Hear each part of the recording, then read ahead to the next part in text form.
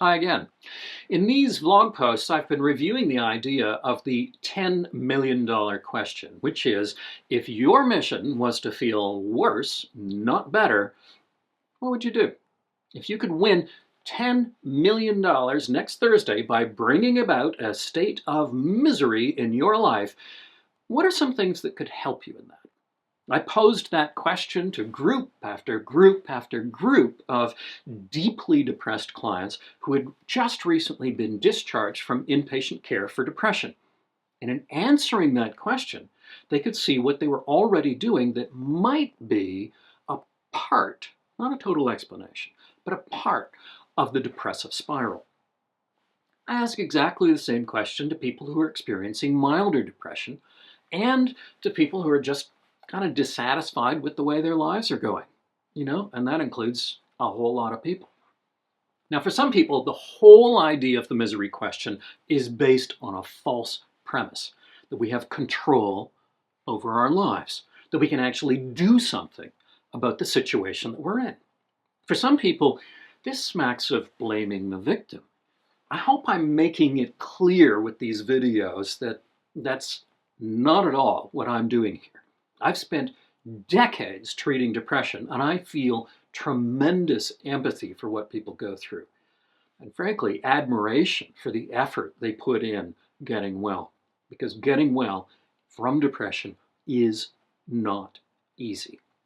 And we truly don't have control over many of the things that happen to us.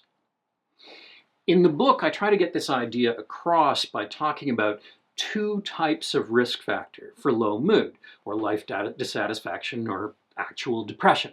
And I call these column A and column B. Column A includes all of the factors that you really can't do anything about. Your genetic makeup, for example.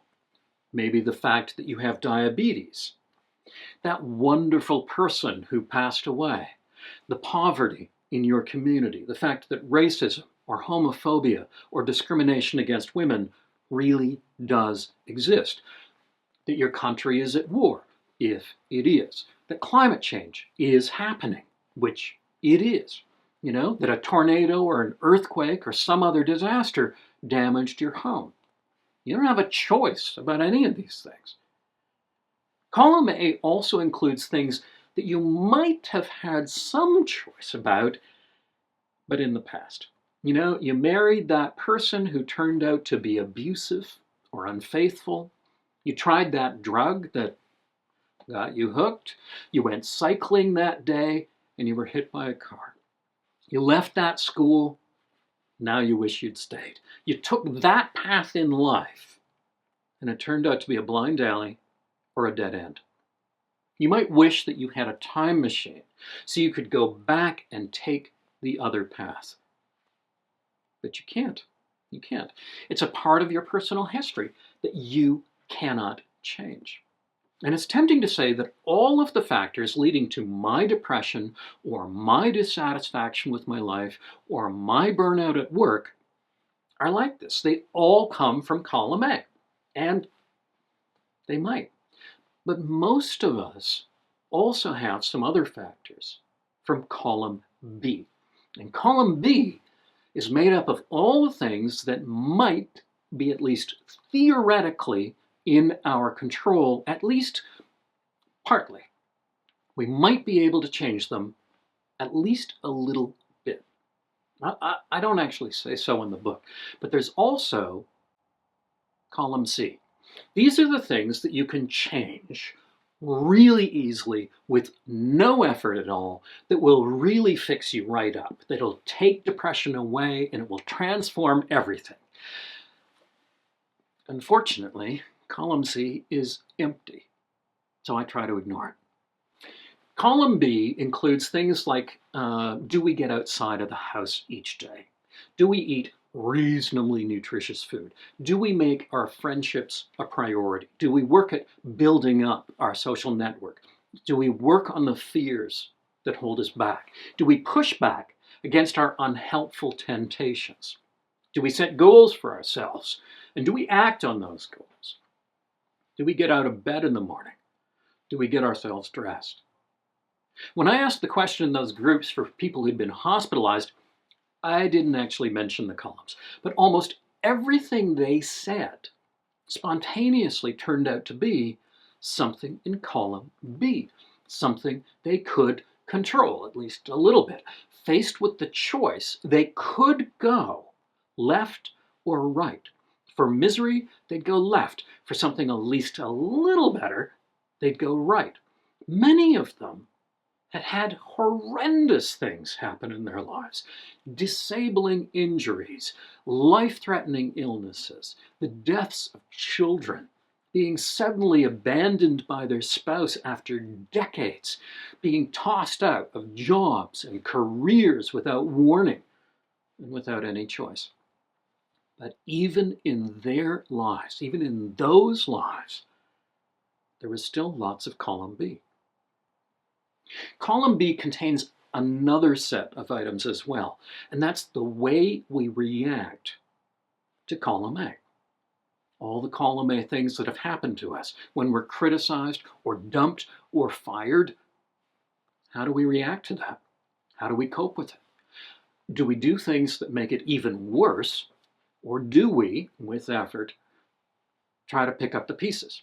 Do we take care of ourselves, or do we trash ourselves? Do we take our side, or do we take the side of the forces trying to push us down? Do we interpret our failures and disappointments as evidence that nothing will ever work out? Do we pay attention to the other things in our lives that are going well? Do we withdraw and avoid, or do we inch forward and, with our knees trembling, begin picking the problems apart and coping, bit by bit? Do we keep our mouths shut and suffer in silence, or do we go out and get help? All of that's easier said than done, but it points to the reality that adversity isn't abnormal. Every life is going to have some, but some people, let's be clear, are going to get far more than their fair share. What determines whether it sinks them is often not what happens, but how they deal with it. Our reactions, at least in part, fall in column B, changeable with difficulty and effort, but changeable.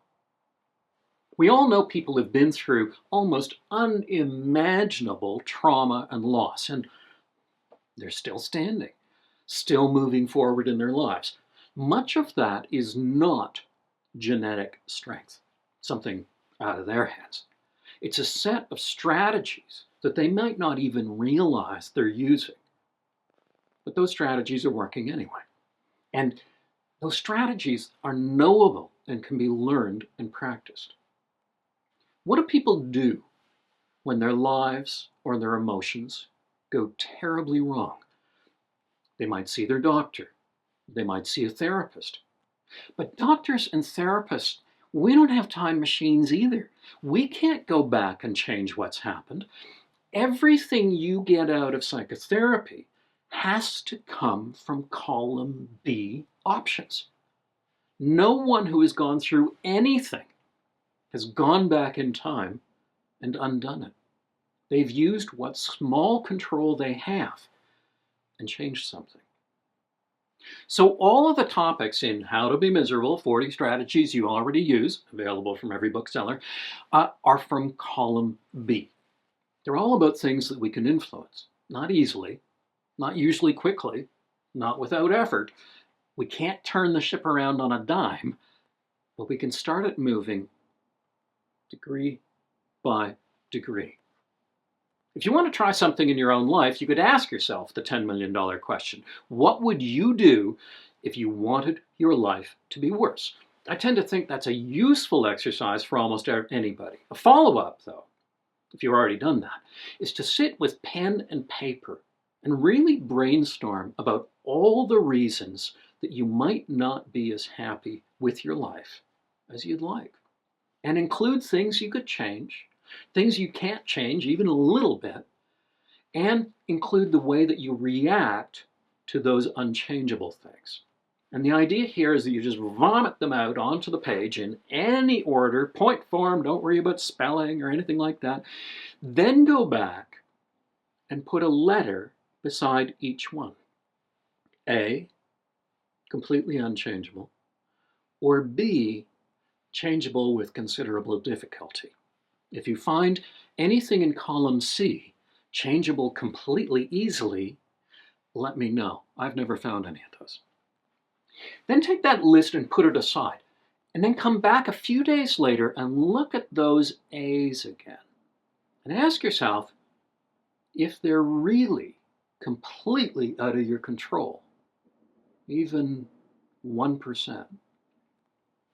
The reality is we don't need to change everything about our lives, but how we feel about our lives is a combination of all the A's and all the B's and our reactions to them.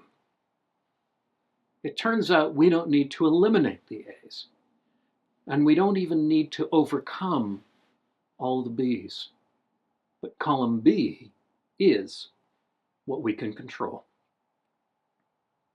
See you next time.